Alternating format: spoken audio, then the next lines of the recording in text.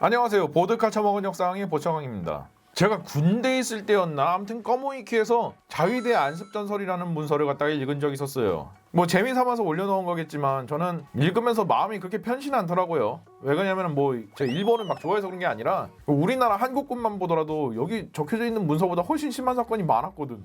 그래서 한번 기획해봤습니다. 한국군 안습전설 첫 번째 한강인도교 조기폭파 사건입니다. 1950년 6월 25일 한국전쟁이 발발했죠. 북한이 남침을 했습니다. 이때 한국군은 북한군을 최대한 막으려고 노력해봤지만 제대로 된 대전 참무기가 없었기 때문에 굉장히 고전을 면치 못했어요. 그리고 연일 밀리는 중이었는데 그럼에도 불구하고 한국군은 한국전쟁이 일어나기 직전까지 휴전선 근방에서 국지적인 전투를 많이 해왔기 때문에 보병 전술 면에 있어서는 굉장히 베테랑들도 많았었습니다. 그래서 실전으로 다져져 있는 한국군은 최대한 북한 전차들을 갖다가 육탄 돌격이든 뭐든 이런 식으로 막아가면서 처절하게 지연전을 펼치고 있었는데요. 이때 서울 북방에 서부전선 주력군이 몰려있는 상황이었습니다.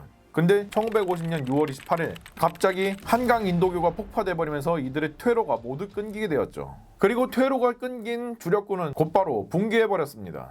이들은 최대한 병력들을 수습해가지고 한강에 있는 나루터들에서 배를 타고 철수를 하려고 해봤지만 중과부적이었죠. 그래서 많은 수가 건너오지 못하고 포로로 붙잡히거나 죽임을 당하게 됩니다.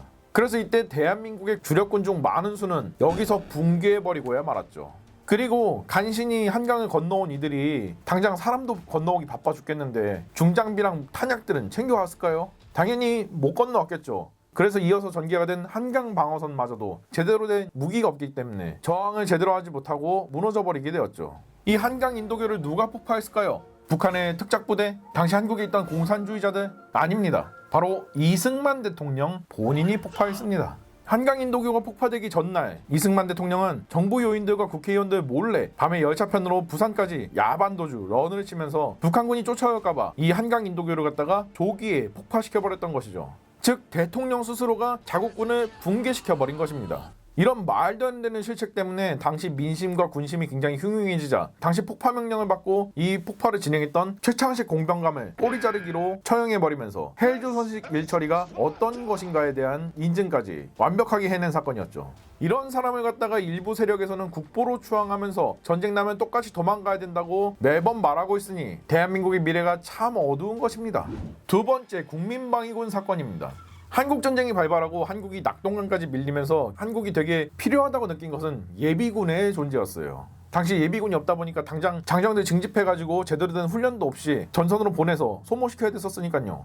이 계획은 인천 상륙작전으로 전세가 역전되고 또 한국이 북진을 시작하면서 점점 더 구체화되기 시작했는데요. 이 상황에서 중공군이 개입하고 다시 한국군이 몰리게 되니까 당장 병력으로 쓸 장정들을 60만이나 모집해서 남쪽으로 데리고 왔습니다. 그래서 정부는 급하게 예산을 들여가지고 이 60만 명분의 장비를 갖다가 급하게 구해오려고 했었는데요. 지금 현재에서도 준비가 안 된 상태에서 60만 명분의 장비를 단시간 만에 구하는 것은 굉장히 어려운 일입니다. 근데 당시에는 한국이 경제력도 그렇게 크지 않았고 산업도 발달이 안 돼 있던 때였어요. 근데 60만 명분의 장비를 갖다가 어디서 구해?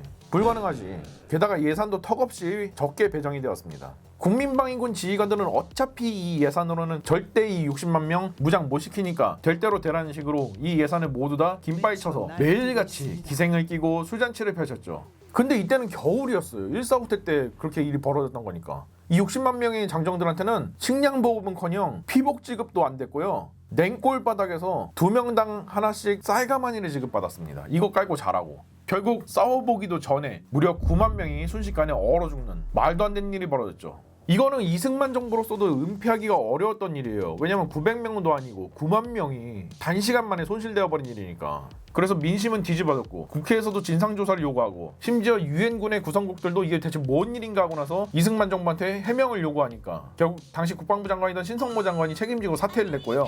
이승만 정부는 성난 민심을 달래고자 국민방위군 사령관과 그 측근들을 대한민국 역사상 최초이자 마지막으로 공개총살로서 사형시키게 되었습니다.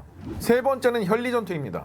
1951년 5월 중공군은 한국 침공의 마지막 대공세인 5-2차 대공세를 시작했습니다. 한국의 강원도 중동부 전선에 거대한 구멍을 뚫어가지고 여기에 대규모 돌파구를 형성해서 서울과 남쪽으로 들이닥치려고 했는데요. 이를 위해서 중공군은 당시 한국군 부대들을 포위 섬멸시키려고 했습니다. 그래서 포위된 한국군의 3군단과 7사단 병력들이 현리로 모여들었죠. 근데 3군단과 7사단에 퇴로를 틀어막았던 병력은 고작 중공군 한 개 중대 병력이었습니다. 상식적으로 생각해서 그냥 당시 현리에 모여있던 한국군은 8만 명이나 되었으니까 그냥 얘네 쓱 밀어버리고 퇴각을 하거나 아니면은 다른 전선과 방어선을 연결하면 되는 문제였어요. 그러나 한국군은 중공군의 개입 시점부터 중공군한테 계속해서 포위 섬멸당했다는 트라우마에 시달리고 또 중공군 공포증에 걸려있는 상태였거든. 그래서 퇴로를 막은 병력이 고작 한 개 중대 병력이라는 것은 다 까마득히 잊어버린 채 모두가 패닉 상태에 빠져가지고 총과 물자를 현리에 버리고 8만 명 전부가 도망갔던 사태가 바로 현리 전투입니다. 이 전투라고 보긴 뭐하고 사실 대참사지 그냥. 이로써 중공군의 의도대로 강원도 중동부 전선에는 거대한 돌파구가 형성이 되었고요. 곧장 유엔군이 총체적 패배 상황에 직면하고 서울이 세 번째로 함락당할 뻔한 절체절명의 위기였습니다. 다행히도 이거를 갖다가 유엔군 사령관이던 리지웨이가 대한민국 최고의 명장인 백선엽 장군과 잘 짝짝꿍해가지고 틀어막았기에 망정이지. 아니면 진짜 대한민국이 끝장날 뻔한 최악의 상황이었어요. 이 점은 현리전투 영상을 보고 오시면 이해가 빠르실 겁니다. 네 번째, 6사단의 화천 대참사입니다. 한국전쟁이 시작되고 북한군은 서부전선, 중부전선, 동부전선 이렇게 세 갈래로 밀고 내려왔는데요. 이때 중부전선은 춘천과 홍천에서 6사단 병력들이 북한군의 병력들을 갖다가 효과적으로 막아내면서 선전했었죠. 그러나 시간이 흘러가지고 6사단도 뭐 구성원들이 많이 바뀌고 여러 가지 일을 많이 겪게 되면서 점점 더 약화가 되었습니다. 그리고 중공군이 개입하자 6사단도 여기에 큰 피해를 입게 되면서 중공군한테 포위 섬멸당했다는 트라우마에 시달리게 되었죠. 그리고 1951년 4월 중공군이 5차 대공세를 시작했었습니다. 근데 이 중에 가장 중요한 전선 중에 하나던 화천에 있는 6사단이 중공군의 대부대를 상대로 싸워보지도 않고 도망가버리는 화천 대참사를 일으키고야 말았죠. 이때 6사단 대신에 옆에 있던 영연방대대가 살신성인의 정신으로 몰려오는 수십만 중공군을 틀어막으면서 간신히 유엔군이 시간은 벌 수가 있어가지고 리지웨이가 그 사이에 잔여 유엔군 병력들을 갖다가 후퇴시켜서 북한 강변에 새로운 방어선을 구축해야 됐었습니다. 이윽고 영연방대대가 괴멸당하고 중공군이 북한강에 당도하자 유엔군의 강력한 방어선을 다시 마주칠 수밖에 없었죠. 덕분에 유엔군은 간신히 위기를 모면할 수가 있었습니다. 현리전투가 있기 한 달 전의 전투이기 때문에 이 현리전투가 너무 큰 전투라서 좀 6사단의 화천전투가 묻힌 감이 있는데요. 전투의 양상 자체가 현리전투랑 굉장히 비슷하고 현리전투의 전초전격인 전투였다고 보시면 됩니다. 다섯 번째, 28사단 사단장 살해 사건입니다. 1959년 2월 18일 28사단 대대장이던 정구원 중령이 상관인 사단장을 권총으로 살해해버리는 사건이 터지고야 말았죠. 이 당시에는 정구원 중령이 부사관들을 많이 확보하는 데 실패해가지고 평소에 사단장한테 압박을 받고 있었거든요. 왜 그러냐면 당시에는 한국군의 하사관이 굉장히 부족했던 때입니다. 왜냐면 하사관 처우가 굉장히 별로라 가지고 아무도 안 하려고 했었거든요. 그래서 병사들을 갖다가 온갖 회유와 협박을 갖다가 통해가지고 하사관에 반강제로 지원하게끔 하거나 심지어 강제로 하사관 지원서에다가 사인을 하게끔 해가지고 사회적인 문제가 굉장히 컸었거든요. 정구원 중령은 강제로 병사들에게 하사관 지원을 하는 것 같다가 막으면서 사단장과의 대립이 극한으로 치달았었는데 마침 훈련 때 사단장이 정구원 중령한테 뭐라고 한마디 하니까 여기에 격분해가지고 사단장을 쏴버리게 된 거죠. 그냥 장교도 아니고 사단장이 프레깅 당해버린 사건이라 가지고 당시에는 굉장히 큰 사건이었고요. 분위기가 영 말이 아니라서 군 내부에서도 이걸 갖다가 수습하려고 엄청나게 힘을 썼을 정도입니다. 여섯 번째, 최영호 일병 사건입니다. 최영호 일병은 당시 서울대생이라 가지고 굉장한 엘리트였는데요. 1960년에 학적보유병 제도를 이용해가지고 15사단에 입대를 하게 되었습니다. 학적보유병 제도가 뭐냐면은 당시에 대학생들은 원래 군복무는 3년인데 절반인 18개월만 하고 나서 전역시켜주는 제도예요. 이 때문에 병사들 사이에서도 사람 가지고 차별한다고 그렇게 불만이 엄청났던 그런 제도예요. 당연히 이 학적보유병 제도로 입대를 한 사람들은 시기와 질투를 많이 당할 수밖에 없었고 당연히 그때 당시에는 온갖 부조리가 만연했었으니까 온갖 괴롭힘을 다 당하는 그런 포지션이었죠. 특히 최영호 일병 같은 경우에는 당시에 제일 엘리트이던 서울대를 갔다가 다니고 있다 보니까 굉장한 시기와 질투를 받았었는데요. 그래서 중졸 출신 선임들이 이 최영호 일병을 엄청 괴롭힌 거예요. 최영호 일병이 특히 여자친구도 있으니까 여자친구한테 온 편지들을 갖다가 자기들이 대신 받아서 모아가지고 가지고 있다가 그거를 생활관에서 다 까가지고 최영호 일병과 그 여자친구가 나누었던 굉장히 야한 대화들까지 전부 다 발표를 해버리는 조리돌림을 해버린 거지. 최영호 일병은 여기에 격분해가지고 1962년 7월 8일 M1 게런드 소총을 장전해서 이 둘을 등 뒤에서 쏴버리는 식으로 괴롭힘의 종말을 고하게 되었습니다. 최일병은 이 사건으로 사형 판결을 받게 되었는데요. 당시에 서울대생이 일으킨 살인사건이라 가지고 군내 부조리로 인한 총기 난사 사건 중에서는 최초로 크게 이슈화가 되었었고요. 당시 최일병 갖다가 최대한 무기징역으로 감형시켜주기 위해서 각계각층의 인사들이 탄원서까지 많이 써줬어요. 그럼에도 불구하고 최일병은 총살을 당하게 되었죠. 7번째, 육군 하사의 수류탄 테러 사건입니다. 1968년 5월 18일 육사단에서 복무 중이던 육군의 신영식 하사는 비장한 표정으로 위병소를 나왔습니다. 그의 건빵 주머니에는 2발의 수류탄이 있었죠. 당시 신영식 하사는 수류탄 2발을 가지고 물고기를 잡으러 나간다고 보고하고 수류탄을 가지고 나왔던 것이죠. 에? 물고기 잡으러 간다고 수류탄을 가지고 나온다는 게 말이 되나요? 라고 하실 분들 많은데요. 그때 당시에는 탄약관리 실태가 정말 허벌이라 가지고 이런 식으로 실탄이나 수류탄이 외부로 유출된 경우가 정말 많았어요. 그 시절에 그 옛날 군생활 하셨던 분들 이야기 들어보면은 거의 단골 파트로 수류탄 들고 나와가지고 깨울에다 던져서 물고기 왕창 잡았다는 그런 썰이 필수적으로 나올 정도죠. 심지어 수류탄으로 물고기를 갖다 대량으로 잡는 법은 그때 당시에 군 내부에서 엄청나게 유행을 했을 정도예요. 그러나 신영식 하사는 이 수류탄을 들고 나온 이유가 달랐습니다. 낚시한다고 보고를 했지만 사실 이 수류탄을 들고 나온 이유는 전날 애인과 엄청나게 많이 다투었기 때문이죠. 그는 애인이 바람을 피웠다고 오해하고 있었습니다. 그래서 신영식 하사는 이 수류탄 2발을 갖다가 극장에다가 투척하고 말았죠. 그리고 극장에서는 31명의 사상자가 발생했습니다.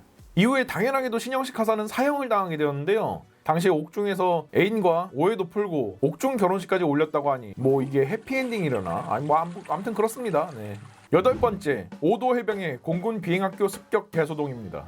1968년 8월 7일 저녁 해병 8명이 소주를 꽤 짝으로 마시고 싸제 기혈이 가득한 마을 버스에 탑승했다. 버스에서 해병 짜장을 생산하고 기합! 해병 정신을 널리 알렸다. 이에 기열 참새 비행학교생들은 버스에서 난동을 부린다며 항의했고 8명의 해병은 기열 참새 비행학교생들을 해병 수육으로 만들어버렸다. 기열 참새 비행학교생들은 곧장 비행학교로 달려가서 해병대원들의 행동을 고로시 해버렸고 이에 기열 참새 비행학교생들은 싸제 기열 버스를 잡아 해병대원들을 집단 린치한 것이 아닌가? 그러자 이 소식을 들은 해병 성체에서는 0.697489일 동안의 마라톤 회의를 거친 끝에 전도봉 해병님을 위시한 특공대를 편성 기열 참새 비행학교로 쳐들어가 총기를 탈취하고 자고 있던 기열 참새 비행학교생들을 급습 이들을 집단 린치한 후에 비행기까지 부셔버리고 복귀하는 데에 성공했다. 자국군끼리 기지를 급습한 충격적인 사건이지만 아직도 5도 해병 성체에서는 이 사건을 진정한 해병의 귀감이 되어야 된다고 찬양하고 있으니 이 어찌 기합이 아니소냐. 이 과정에서 해병 한 명이 황룡수육이 되었지만 이런 들었다리 저런 들었다리 라이라이 차차차 헤이빠빠리빠. 9번째는 실미도 사건입니다. 1968년 1월 21일 북한의 특수부대원들이 청와대 뒷산인 북악산까지 침투해 들어왔다가 소탕당해버린 사건이 터졌죠. 이때 사로잡힌 김신조는 기자회견장에서 박정희의 목을 따라왔다며 진술했습니다. 당연히 박정희는 분노를 할 수밖에 없었죠. 그리고 각 군에서는 화가 난 박정희를 달래주고 또 아부도 하려고 급하게 여러 보복작전 부대들을 갖다가 창설을 했는데요. 정작 이 부대들은 보여주기식으로 만든 부대들이라 가지고 훈련 과정이나 지원 수준도 굉장히 엉망이었고 실제 작전을 수행할 수도 없는 상태들이었죠. 게다가 민간에서 일반 공무원 연봉의 4배를 준다고 해가지고 모집을 해왔는데 실제로는 턱없이 부족한 수준의 급여만 지급이 되다 보니까 부대원들의 불만은 이만저만이 아니었습니다. 이 중에는 실미도에 주둔하고 있는 684 부대도 있었죠. 여기다가 남북관계가 당시 개선이 되다 보니까 684 부대는 점점 활용 가치가 낮아졌습니다. 그래서 점점 상부에서도 푸대접을 하게 됐는데요. 여기에 교육대장의 횡령도 있었고 또 기관병들은 교육생들을 갖다가 노예처럼 굴리면서 자주 구타를 하다 보니까 교육생들이 여기에 불만을 품고 반란을 일으켰죠. 그리고 기관병들을 모두 몰살시켰습니다. 이들은 실미도를 장악한 것뿐만 아니라 배를 타고 인천에 상륙해서 버스를 탈취해가지고 서울로 진입을 했고요. 서울 시내에서는 굉장히 치열한 총격전이 벌어졌습니다. 근데 당연히 버스 안에 고립되어 있는 684 부대원들이 점점 더 불리해지기 시작했죠. 결국 684 부대원들이 수류탄을 까가지고 자폭을 하게 되면서 이 반란은 종결되게 되었습니다. 근데 버스 안에서 684 부대원 4명이 운 좋게 살아가지고 나왔는데요. 굉장히 큰 사건이고 또 민간인까지 사망했던 사건이라 가지고 국회에서 이들을 소환해가지고 증언을 하게끔 했는데 하지만 이들은 국회에 나오기 전에 이미 군 당국으로부터 국회에 가서 한마디도 하지 않으면 살려주겠다고 사법거래를 맺고 나온 터라 가지고 국회에서는 진상조사를 하는데 실패했습니다. 물론 약속 따위는 지켜지지 않았고 이 4명의 생존 684 대원들은 모두 사형당하게 되었죠. 헬조선이 어떤 나라인데. 10번째 통영 YTL 침몰 사건입니다. 1974년 YTL 즉 예인정에 해군과 해경 315명을 태우고 충렬사에 참배를 다녀오는 도중에 배가 전복돼가지고 159명이 사망한 대참사입니다. 문제는 원인을 조사하면서 나왔는데요. 일단 당시 YTL의 정원은 150명이었습니다. 정원의 2배가 넘는 사람이 타 있었단 말이니까 이미 문제가 가득하죠. 거기다가 당시에는 당일에 태풍이 불던 날이었습니다. 근데 우리나라 군대 아시잖아요. 그날 기계획된 일정은 최대한 반드시 해내야 되는 거. 결국 항해가 감행이 되었죠. 더군다나 이들은 충렬사에 참배를 간다고 때깔 좋은 전투화를 신고 있었기 때문에 물에 빠져도 헤엄을 칠 수가 없다 보니까 그대로 가라앉아 버리고야 말았던 거죠. 날이 안 좋아가지고 구조 작업이 더디게 진행된 건 덤이었고요. 참고로 이 사고는 세계에서 전시가 아닌 평시에 가장 많은 해군 장병이 사망한 사건으로 기록되었으며 대한민국 해군 역사상 최악의 해난 사고로 기록이 된 채 지금까지 기억되고 있습니다. 그리고 이때 사고의 여파로 인해서 해군에서는 배 탈 때는 절대로 전투화를 착용하지 못하게 하고 있죠. 근데 육군에 극소수의 배 타는 직군들이 있거든요. 근데 거기서는 배 탈 때 여전히 전투화 신고 타던데 사고 날까봐 걱정스럽습니다. 잘 보셨나요? 대부분의 사건은 50년대 60년대 것만 찾아가지고 올렸는데도 불구하고 벌써 10개가 나왔습니다. 반응 좋으면 다음 편도 달려보도록 하겠습니다.